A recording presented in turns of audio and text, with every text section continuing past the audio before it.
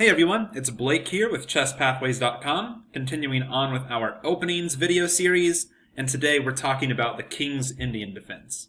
The King's Indian Defense is played in response to the Queen's pawn opening, so White's going to begin the game here with pawn to d4.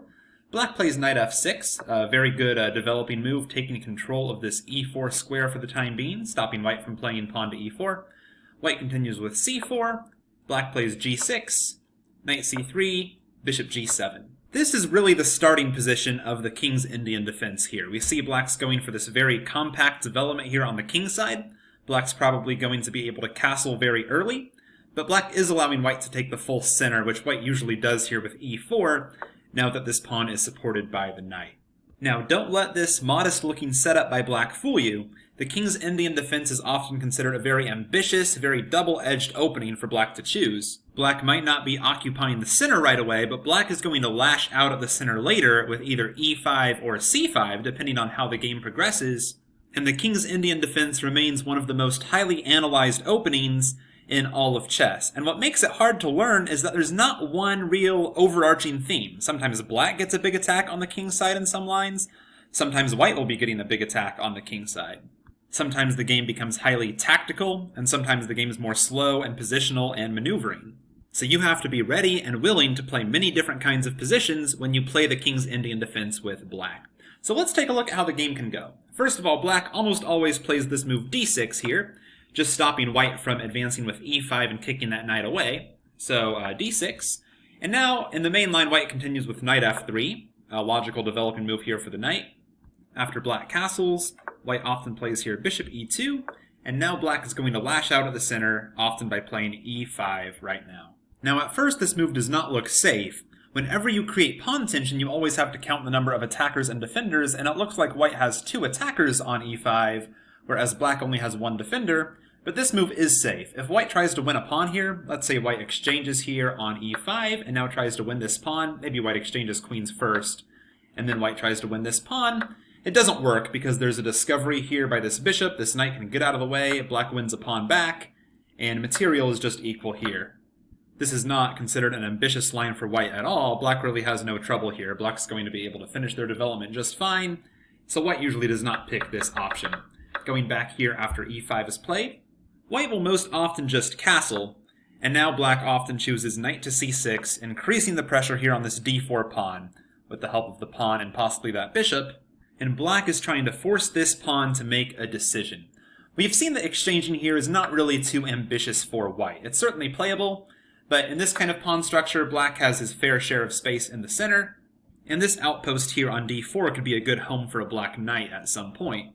So White usually does not do this. White's most popular move is to advance with d5, claim a space advantage, and lock up the center, and this leads to some very exciting games. Now that the center has been completely locked up, play is probably going to shift to the flanks, and Black has a pawn chain here pointing towards the king side, and White is probably going to play on the queen side, and this leads to some games where White gets a huge positional advantage on the queen side. White would win any endgame, but Black is getting a huge attack on the White king. I'll just show some of these lines. Black can play knight e7, and Black's plan is going to be to play f5 and start expanding on the king side. The main line here continues knight e1. Of course, both sides have many options, but this is most popular. White's just bringing this knight to d3, where it's kind of out of the way of Black's kingside expansion, and it's going to help support this c5 pawn break, where White's trying to break through on the queen side. Now Black plays knight to d7, not only temporarily increasing the protection here on c5, but getting out of the way of this f-pawn, which is coming to f5 next turn. Knight to d3, f5. If White exchanges here on f5, Black would probably take with the g-pawn, and have an even bigger pawn mass here to march forward, so White usually just keeps developing for the time being with bishop d2. Now Black plays knight to f6, increasing the pressure on this e4 pawn, and once White plays f3 to defend this pawn, now Black's going to play f4, lock up the position even more, and get ready to march the other kingside pawns. Black would not want to play f4 before f3 in a lot of cases, for example after bishop d2 here. If Black played f4 now, then White has some kind of idea to play bishop g4 in some cases, heading to this vulnerable outpost on e6. And after bishop g4, if Black played knight f6 now, White would get to exchange light-squared bishops, which is not what Black would like here. Black has all their pawns here on dark squares, so their light bishop is their good bishop, and this bishop's going to be very valuable in black's attack. If we compare this to the main line, after bishop d2, knight f6, f3, and f4, we see how much more active this bishop is than this light bishop, which is really hemmed in by white's own pawn. So black wants to keep those bishops on the board. So now c5, white continues storming ahead on the queen side. Black plays g5. White goes ahead and exchanges here on d6 to create a permanent weakness here. And now white's going to play knight b5, possibly playing bishop b4 next, really hitting on this d6 pawn. And white can start doubling on the c file. And white's really going to run black over on the queen side where white has all this space. It's just a question of if their king is going to survive. Black usually plays knight g6 here, bringing more pieces towards the king side. And this is just one example of the kind of very fun, exciting, double-edged games that a lot of players think of when they think of the King's Indian defense. Now, some players with white want to avoid this setup where black's going to get a big attack against their king, so white has adopted several alternative setups here. For example, one is white can play bishop e2 instead of knight f3, and after castles, white plays here bishop to g5. This is called the Averbakh variation, and the point is that it stops black from playing this idea with e5. If black plays e5 now, if you'd like, you can pause your video and think about what white should play, but if you're back with me, white can now exchange on e5, exchange queens, and play knight to d5, and black loses material. This knight's under attack, the c7 pawn's under attack, and the knight's pinned. Now we see the point of the bishop being on g5, and black has no way to avoid material losses. So instead, against the Averbakh variation, black usually employs the other pawn break and strikes in the center with c5.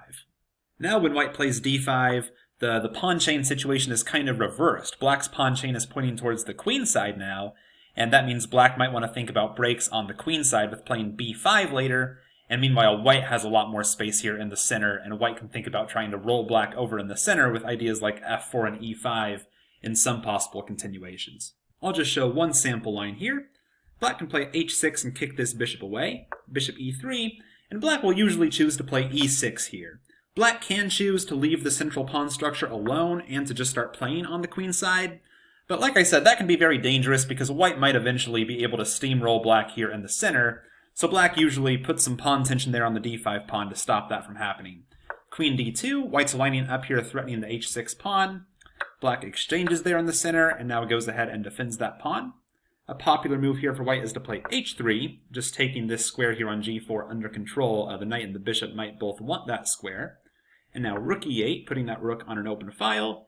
And if white were to play here bishop d3, black sometimes sacrifices a pawn here and plays this key pawn break b5.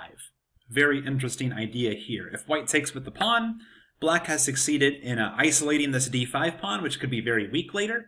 Black will often just play knight b to d7, and after, for example, knight g to e2 and knight e5, all the black pieces here are becoming very active. Also, if white takes with the knight here, instead of with the pawn, after knight takes b5, now black's able to play knight to e4. And some games here have continued bishop takes e4, rook takes e4, threatening to win the c4 pawn back. If white defends it with rook c1, black can kick that knight away. And if the knight comes to c3, then black would just be able to take on c4. So after knight a3, now f5, threatening to attack this pinned bishop here. And black has a very good compensation here. This bishop's very active. That's just one example of how black can make this b5 pawn lever work here, even as a sacrifice, or sometimes after preparing it with moves like a6 or bishop d7, or sometimes even knight a6 and knight c7 first, before black plays b5. So that was the Averbakh variation. Another popular option for white is the Samisch variation, which is with an early f3 here. This is kind of an attempt by white to turn the tables of the normal roles in the King's Indian defense. If black castles kingside here, white is likely going to play moves like bishop e3, queen d2, and castle queenside, and maybe launch a pawn storm here on the kingside, and white's going to get the attack on the kingside. There are certainly some very exciting lines in this variation as well. One of black's ideas might be that if white castles queenside, black would like to play b5 at some point, start getting an attack against the white king, often prepared by c6 and or a6. And in one line, black even delays castling just to keep white guessing. Black can play c6 right now, and after bishop e3, a6. This is one possible variation. Black wants to play b5, and one point that I found funny when I was studying this variation is that if white plays a4 right now to stop b5, now black can actually move this a pawn again on the very next turn. Now black will play a5, securing this outpost here on b4. Now that they know that white can't kick that piece away with a3, black could have ideas to bring a knight in here at some point. And it's going to be much harder for white to castle queenside if they've played this move a4. If black does choose to castle, though, after f3, that's certainly playable as well. Black can castle, and I'll just show one of the popular lines here. White can play bishop e3, and black will usually strike back in the center now with e5. And if white plays d5, now black can play c6 and try to fight against that the white space advantage. After queen d2, again, white's lining up to possibly play bishop h6 later. But after c takes on d5, c takes d5, a6, black's getting ready to expand here on the queen side. And black opened the c-file to really discourage white from castling long. The king might be kind of dangerous to put here on c1 because black has an open file right there. So after bishop d3, knight b to d7, white stays flexible for one more move and plays knight g to e2, still keeping black guessing about which side white's going to castle. But after b5, white usually chooses to castle short because black is getting a lot of space here on the queen side. And we have yet another example of one of these locked center positions in the King's Indian. White has a space advantage here on the queen side. Endgames are probably going to be favorable for white. White could try to play a4 at some point and really try to undermine these black pawns over here, and these two bishops are very powerful. But black has ideas to move this knight away and play f5, get some space over here on the king side. Black often plays a move like knight to b6 in this position. And the game is still very interesting and double-edged, just like in pretty much all of these King's Indian defense lines. To recap, so far we've looked at the main line with knight f3 and bishop e2. We've looked at the Averbakh with the early bishop g5 to stop black from playing e5. And we've looked at the Samisch variation with f3. Now let's consider one of white's most ambitious options, and that is the four pawns attack here, where white plays f4 instead of f3, really grabbing as much space as white can get. This certainly looks menacing to black, but black has ways to deal with this. Black can go ahead and castle right away. And if white plays e5 too early, it doesn't really accomplish anything. For example, after e5, black can simply play knight d7 or even knight e8, and it's not too clear what white's accomplished. White will usually continue development first. And here, after castles, white can play knight f3. And now black's got to find a way to strike back at this huge center that white has created. And black will often choose to do that with c5 because it's kind of hard to play e5 after this f-pawn joins the fight for central space. Black's two most popular moves here are to play knight a6, possibly intending c5, or black can simply play c5 right away. White will often play d5, grabbing even more space. And we've seen a similar kind of pawn structure to this in the Averbakh, where white has all this space here in the center. White might be threatening to run black over at some point in the center if white's able to play e5 effectively.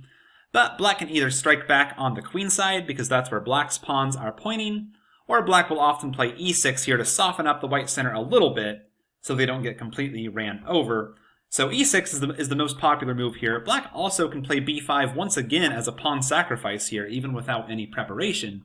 And the idea is very similar to a Banco gambit. After white takes here on b5, black can play a6, and if white takes here on a6, then white's going to remain up a pawn after black wins this pawn back, but black's going to get a ton of pressure here on the queen side with the help of this bishop.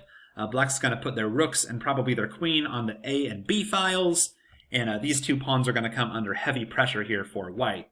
Black will often throw in the move queen to a5 before winning their pawn back, threatening to take on e4 because of the pin.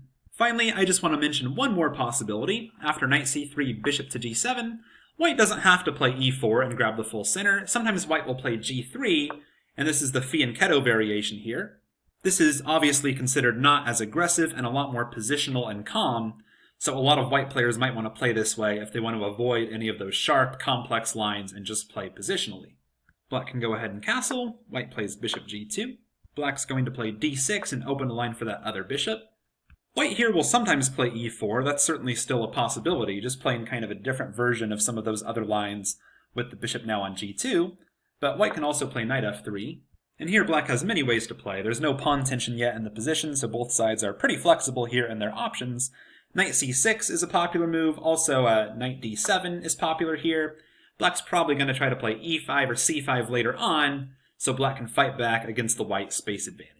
So as we've seen, there's a lot of different positions you have to be willing to play as black if you want to play the King's Indian defense, But if you're up for the challenge, it's definitely a very fun and exciting opening to play against the Queen's Pawn opening.